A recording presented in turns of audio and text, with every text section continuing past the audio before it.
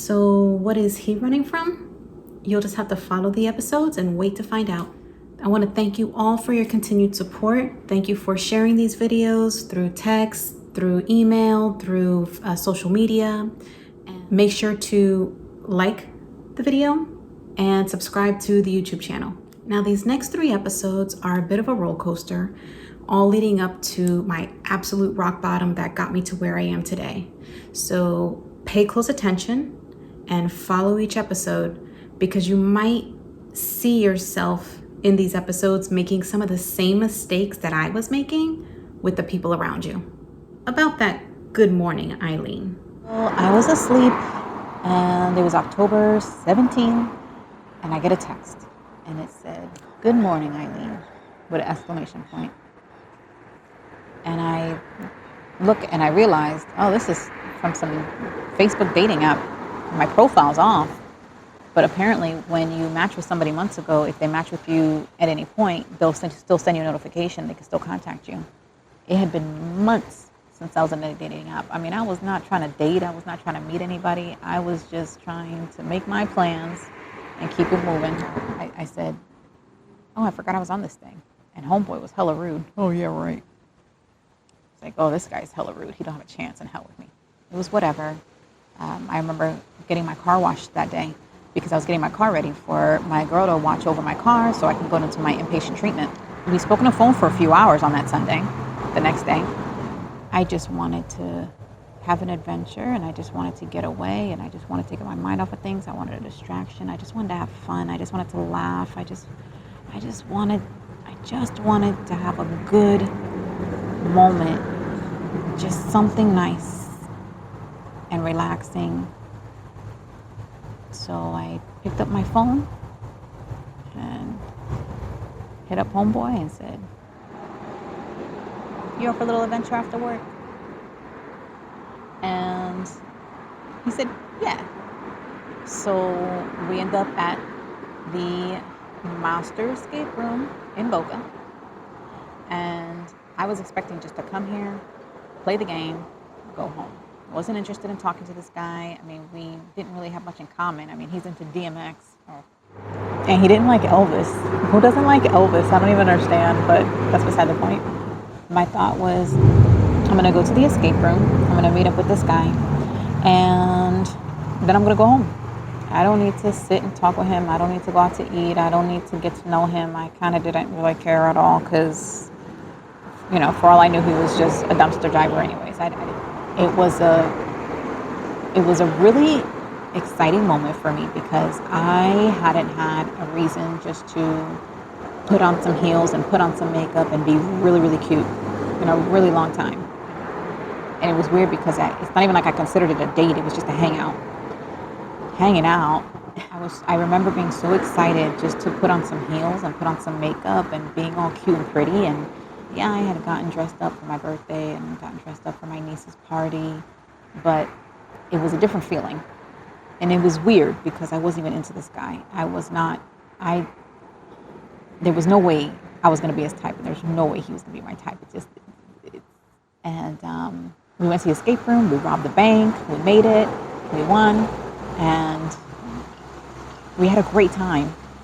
And then when we got out, I went to give him a hug and I was like, "Thank you. Okay, bye. Nice to meet you." And he was like, wait. He's like, "All we did was come here and do the escape room. Like, you want to get something to eat or something?" And it was already like 10:45. I was like, okay. I remember coming here October 21st, 2020. And I had a bao bun. It was delicious. I'm like a pal, waiting on my bao buns. And I remember having a conversation where Lamb was asking me, he asked me when the last time I met somebody from online. And I said, well, the last guy I met online, I ended up marrying. And he was like, whoa, okay. He asked me why I'm not dating now. And I didn't want to answer that. I knew the answer, but that was none of his business. So he asked me if I was dating, and I said, no, I'm not dating anybody. And so you're the first guy I'm actually meeting up in person with since which is my ex-husband. And he said, I find that hard to believe. I mean, you got the body. And I was like, too much, too much, too much. And if you know me, that's way too much. It's too much. We ended up closing down Kapow, and we ended up staying until about 1:30 in the morning. It was a ghost town. There was nobody here. It was a Wednesday night. So turns out Lamb and I had a ridiculous amount of fun and an amazing amount of chemistry. And we went on, we did a lot of adventuring in those next few days. We went to Crepe Cafe, we went axe throwing, we went bowling, we went to the beach from like midnight to 5 a.m. just talking and hanging out on the bench. We went painting, we went ice cream, went out to eat.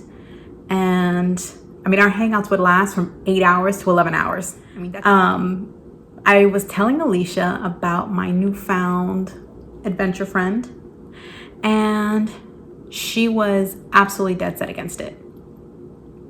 She said, he's just a Band-Aid.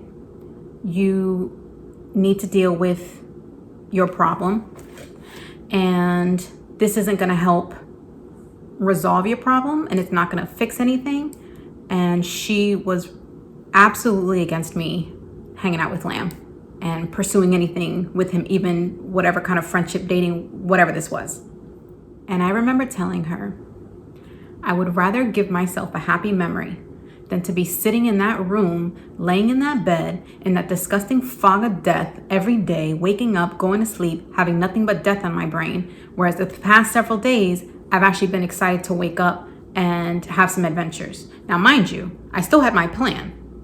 This didn't stop my plan, but at least in the meantime, while I was doing my planning, I was gonna enjoy the heck out of life and have a great time with this guy.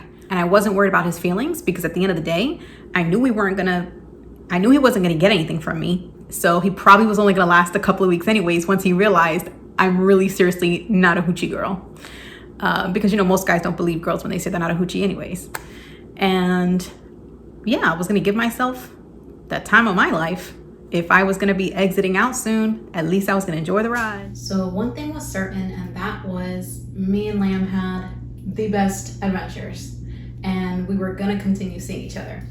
So a week after meeting up for some rueda dancing, which is just casino salsa dancing, we came up to my condo and we were talking, and he starts telling me how he is dabbling into making documentaries and videos and things like that. And he showed me a couple of his videos, and I just thought, wow, it would be really cool if this guy would document my suicide plan.